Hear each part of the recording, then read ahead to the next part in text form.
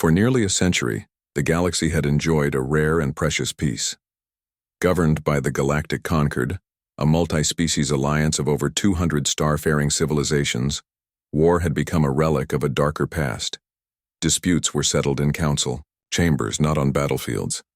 Humanity, one of the youngest species to achieve faster-than-light travel, had only recently been invited to observe this grand interstellar order. They were considered inexperienced but promising, ambitious, emotional, and perhaps a bit reckless. Earth, eager to prove its value, had established dozens of research and diplomatic outposts in neutral territories, uncharted regions considered politically safe for exploration. One such facility was Outpost Erebus, a deep space installation orbiting a barren moon on the edge of Varnak space. Staffed by 126 human scientists and protected only by a single patrol ship, it conducted advanced xenogenetic studies under Concord supervision. Then, everything changed. In a single night, Erebus went dark. The patrol ship's black box, retrieved weeks later by a scavenger crew, painted a horrifying picture: overwhelming force, precision strikes, and a complete lack of mercy. No demands were made, no warning was given. The outpost had been wiped from existence, every life extinguished, in under 6 minutes. When news of the massacre reached Earth, it sent shockwaves through every nation. Public outcry erupted. Political leaders across the globe demanded answers and accountability. In response, the Earth Defense Directorate, EDD, convened an emergency summit and deployed intelligence vessels to investigate. The EDD's findings were damning. A fleet of Varnak stealth corvettes operating without official insignias had crossed into neutral space and carried out the attack. Despite overwhelming evidence, debris analysis, heat signatures, and covert transmission intercepts, the Galactic Concord Council refused to take action. Their reasoning was chillingly pragmatic. Insufficient evidence for formal war crimes, they claimed. A war with the Varnak, one of the Concord's founding members, was not an option they were willing to entertain, especially over a newcomer. Humanity was stunned, betrayed. They had played by the rules. They had extended the olive branch. Now their people were dead, and the perpetrators walked free. In that moment, something ancient and primal stirred within the human species. Across Earth, a phrase echoed through military halls and public squares alike: "If they won't deliver justice, we'll forge it ourselves." Within weeks, Earth withdrew its observers from the Concord and activated Project Solstice, a secretive military program designed to modernize and weaponize humanity's war machine. Fleets that had never been seen before, the result of decades of silent R&D, suddenly emerged from dry docks hidden across the solar system. Ships equipped with autonomous targeting systems, quantum stealth, and adaptive energy weapons formed strike groups in deep space. The galaxy had seen war. It had seen rebellion and pirates and civil skirmishes, but it had never seen humanity unleashed. And so, without a declaration, without waiting for approval, Earth sent its message loud and clear: "You killed our people. Now we're coming." The spark was lit. The most brutal war in galactic history had begun. The galaxy just didn't know it yet. Silence lingered across the galaxy in the days following the Erebus massacre. But on Earth, that silence was the calm before a storm. Humanity had grieved, but now it was done grieving. Now it was angry. Mobilization was immediate. The Earth Defense Directorate activated Strike Fleet Orion, the largest and most advanced formation ever assembled by the human race. Built in secret beyond the Concord's knowledge, Orion was a product of desperation, fear, and relentless ingenuity. It was unlike anything the galaxy had seen before. Human ships leapt through space using their newly perfected phase-skip drives, allowing them to appear virtually undetected within enemy territory. Their first targets were Varnak communication arrays, outer rim surveillance posts, and munitions factories. In a matter of hours, 7 major Varnak installations were obliterated. Orbital bombardments reduced planetary outposts to ash, and precision drone strikes silenced any form of retaliation before it could begin. This was not war as the Concord knew it. There were no formal declarations, no drawn-out campaigns. Humanity struck with cold, calculated fury and disappeared before counterattacks could be organized. Entire battles lasted mere minutes. The Varnak were stunned. Their military doctrine, based on centuries of predictable warfare, had no answer to this new human strategy. They scrambled to respond but found themselves playing a game they didn't understand. Where they expected long-range standoffs, humans favored brutal close-quarters combat. Where they anticipated honor-bound duels, humans deployed ghost fleets, remote-controlled. Vessels loaded with AI targeting algorithms and EMP lances. The message was unmistakable. This was vengeance, not conquest. Back at the Galactic Concord Council, chaos erupted. Delegates demanded explanations. Some pleaded for Earth to stand down. Others, especially those with Varnak alliances, accused humanity of war crimes. But Earth's ambassador, Aria Vega, made no apologies. In a now infamous speech broadcast across Concord space, she stood before the council and said, "We came here with open hands. You spit in them. Now we hold swords. You'll learn to respect us, or you'll remember us in ruins." Humanity refused every plea for a ceasefire. Peace, Vega said, was buried with our scientists on Erebus.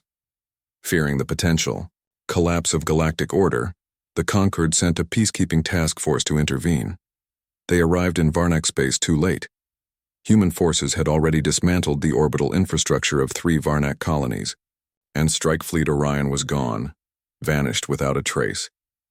Every species in the Concord began to whisper the same question. How did they become so powerful so fast? The truth was simple and terrifying. Humanity had spent decades feeling small, always catching up, always being measured, always underestimated. In that quiet struggle, Earth had learned to build in the shadows.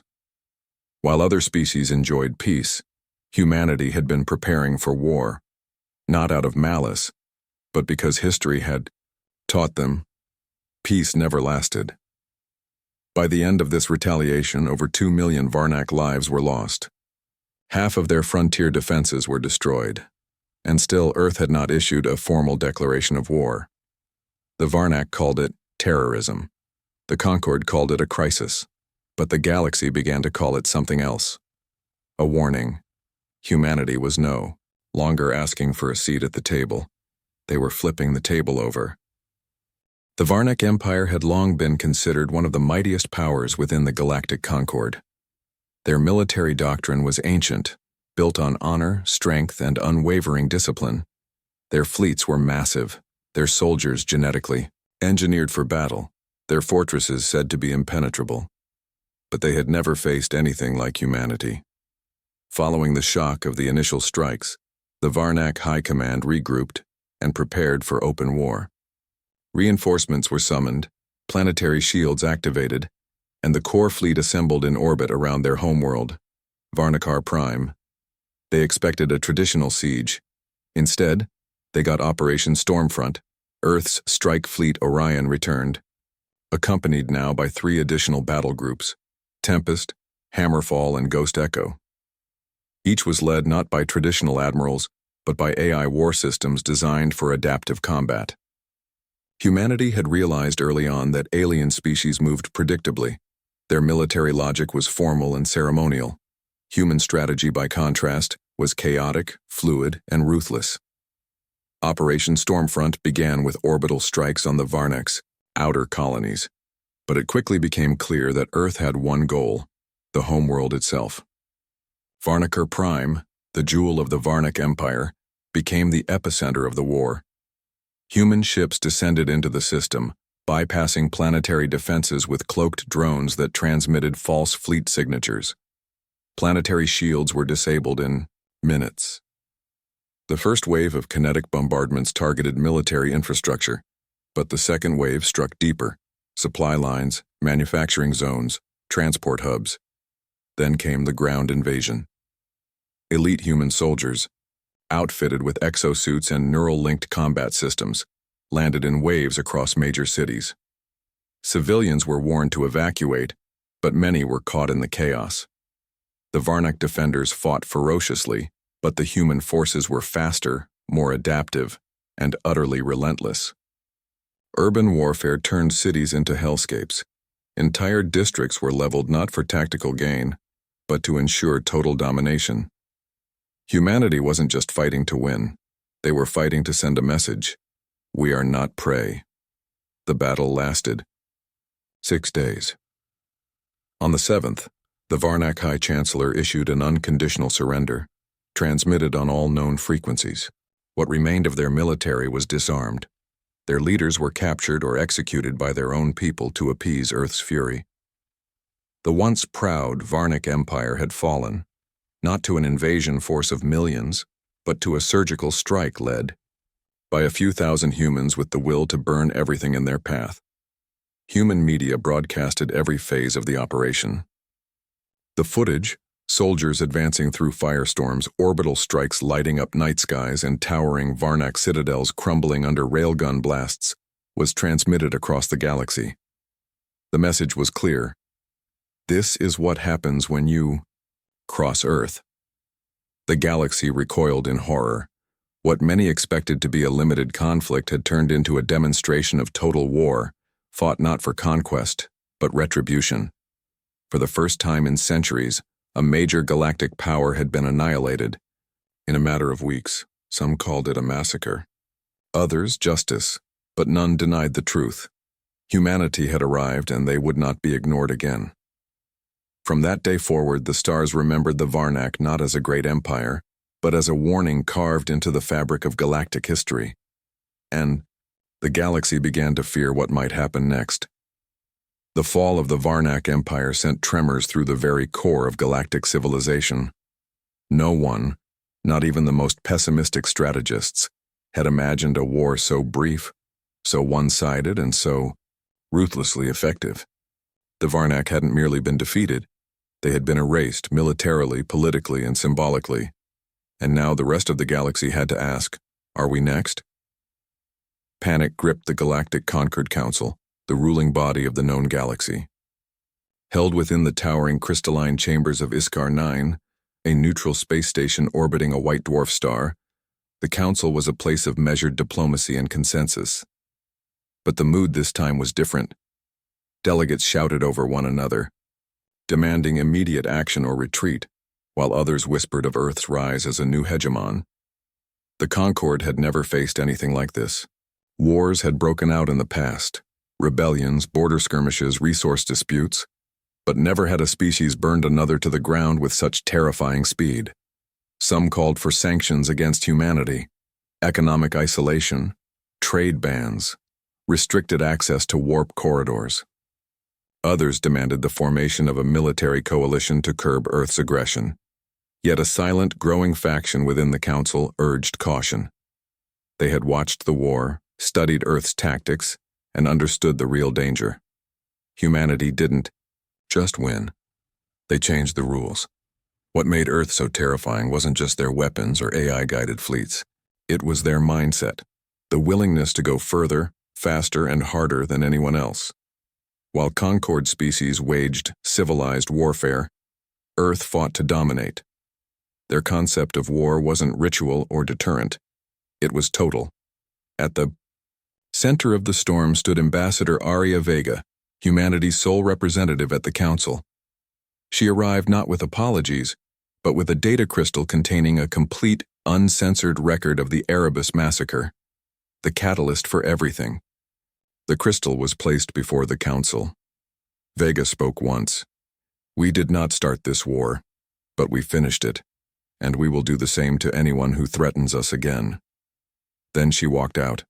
Her exit wasn't just symbolic, it was strategic. Hours later, Earth officially withdrew from the Concord, severing all diplomatic ties. The move shocked many, but to Earth the message was clear. Why stay in a club that abandoned us? As the Council struggled to agree on a unified response, Earth returned to Sol and began forming a new alliance, one that would come to be known as the Iron Accord. A handful of smaller, often overlooked species, long ignored or bullied by the larger conquered powers, secretly reached out to Earth. Impressed or terrified by humanity's rise, they saw opportunity in aligning with the galaxy's new apex, Predator. Meanwhile, Earth began broadcasting the Declaration of Sovereignty, a public doctrine outlining their right to preemptive defense, expansion, and unregulated militarization. It was received with a mix of fear, admiration, and resentment. The Concord was splintering. For the first time in a millennium, its authority was being challenged, not by rebellion or ideology, but by the simple truth that someone stronger had arrived. And so, the galaxy found itself at a crossroads. Some whispered of diplomacy, others prepared for war. But all eyes turned to Earth, because humanity had not only changed the balance of power, they had become the balance. In the aftermath of Earth's withdrawal from the Galactic Concord, the galaxy's political landscape shifted dramatically. The once united coalition fractured, its fragile peace shattered by fear and uncertainty. But where many saw chaos, humanity saw opportunity, a chance to reshape the galaxy on their own terms. The Iron Accord was born out of this turbulent era. Unlike the Galactic Concord, a sprawling alliance of established species with rigid hierarchies and slow bureaucracies, the Iron Accord was a coalition of the restless and the ambitious. It attracted those who had been marginalized, those who resented the old powers, and those who craved a new order where strength and ingenuity mattered more than lineage or tradition. Humanity's reputation as a fearsome and unpredictable force preceded them. Word of their brutal conquest of the Varnak Empire spread like wildfire. Many species, ranging from small frontier clans to entire star systems, quietly sent emissaries to Earth. Some sought protection from the looming threat of the Concord's retaliation. Others saw the chance to gain advanced technology, military, aid, or political influence. Earth welcomed these new allies, not with open arms, but with calculated pragmatism. The Iron Accord became a mutually beneficial pact. Humanity provided cutting-edge weaponry, AI systems, and terraforming technology. In return, its allies offered strategic locations, unique biological assets, or specialized forces. One of the first to join was the Krell, a warrior species with a fierce reputation but limited resources. Their knowledge of deep space jump points proved invaluable. The Vexari, a shrewd and secretive race, contributed cybernetic enhancements and espionage expertise. Together with Earth's own forces, these alliances transformed the Iron Accord into a rising superpower, feared and respected in equal measure. The Accord also pioneered military innovation. Humans shared AI-directed drone swarms capable of autonomous decision-making, nanite repair systems for rapid ship recovery, and experimental energy weapons that could disable enemy shields with a single pulse. These technologies multiplied the fighting capability of even modest fleets. Simultaneously, Earth's scientific community pushed ahead with terraforming projects on strategic worlds, turning barren planets into lush military and industrial hubs. This not only secured resources but extended humanity's and their allies' reach into contested space. The Galactic Concord, though fractured, refused to concede defeat. They increased patrols along the borders, formed new coalitions, and secretly funded proxy wars aimed at destabilizing the Iron Accord's growing influence. The galaxy was sliding toward a new Cold War, one not fought over ideology but over survival and supremacy. The Iron Accord's rise was not without internal tensions. Some member species distrusted humanity's true intentions. There were whispers that Earth sought not just alliance, but domination. Secret meetings and espionage became commonplace within the Accord's ranks, testing the fragile trust holding the coalition together. Despite this, the Accord's message was clear. They would not be ignored, contained, or destroyed. Humanity, backed by their new allies, stood ready to defend their sovereignty, and expanded if necessary. The rest of the galaxy watched warily as the Iron Accord grew in strength and ambition. Borders shifted, diplomatic channels buzzed with threats and promises, and the uneasy peace of the Galactic Concord seemed destined to shatter completely. At the heart of this new order was a simple truth. The galaxy feared humanity, not just for their power, but for their willingness to wield it without mercy. After the rise of the Iron Accord, the galaxy settled into a tense new reality. The brutal war with the Varnak and the subsequent rise of humanity as a dominant power had rewritten the rules of interstellar politics. The entire galaxy now viewed humanity through a lens of fear, respect, and wary fascination. The phrase, "Don't provoke Earth," became a common refrain across star systems, spoken in hushed tones by diplomats, echoed in military briefing rooms, and taught to children as a cautionary tale. The war had not only been a physical conflict but a cultural shock that reminded every species of the raw, untamed force humanity could unleash. Galactic history textbooks were rewritten. The War of Vengeance, as it came to be known, was immortalized as a turning point, not only in warfare but in the collective psyche of the galaxy. Schools taught how humanity's response to the Erebus massacre shattered centuries of complacency. Politicians debated how to deal with a species that seemed capable of escalating conflicts far beyond any known precedent. Humanity itself had changed. The Iron Accord continued to expand, building new colonies and outposts on the frontier. Human, scientists pushed technological boundaries, while military leaders refined tactics that emphasized overwhelming force and unpredictability. The legend of Earth's relentless resolve became a tool of diplomacy and intimidation alike. Yet beneath the surface, a quiet uncertainty persisted. For many, the question was no longer if humanity would strike again, but when. In this new era, intelligence agencies across the galaxy worked feverishly to monitor Earth's military movements. Fleets were tracked as they massed near strategic points, new weapons prototypes were analyzed, and encrypted transmissions intercepted. Every unusual signal sparked rumors of impending conflict. Meanwhile, Earth remained inscrutable. Publicly, leaders emphasized peace and cooperation, but their military buildup told a different story. The Iron Accord's warships increased in number and sophistication, and secret exercises simulated battles on multiple fronts. The galaxy's greatest power scrambled to keep pace, racing to develop countermeasures and forge new alliances. The tension was palpable. The space lanes between star systems grew congested with warships and diplomatic envoys alike. Markets fluctuated based on rumors of conflict. Entire worlds fortified themselves, and citizens lived with the uneasy knowledge that peace could shatter at any moment. Amid this charged atmosphere, a mysterious transmission was intercepted by the Sentinel Network, the galaxy's largest intelligence coalition. The message was cryptic but unmistakable. Storm fleets assembling, awaiting orders, the reckoning approaches. The source was identified as a deep space fleet under Earth's control, but their destination and purpose remained unknown. Message sent shockwaves through every corner of galactic society. Was this the start of a new war? A demonstration of power? Or merely a drill? The galaxy could only wait and watch. In this uncertain balance, humanity had become the ultimate wild card. Unlike other powers, whose strategies were predictable or constrained by tradition and alliances, humans embraced chaos and adaptability. Their willingness to escalate conflicts, combined with technological superiority and a fierce will to survive, made them simultaneously feared and admired. To many, humanity was no longer just another species in the galactic mosaic.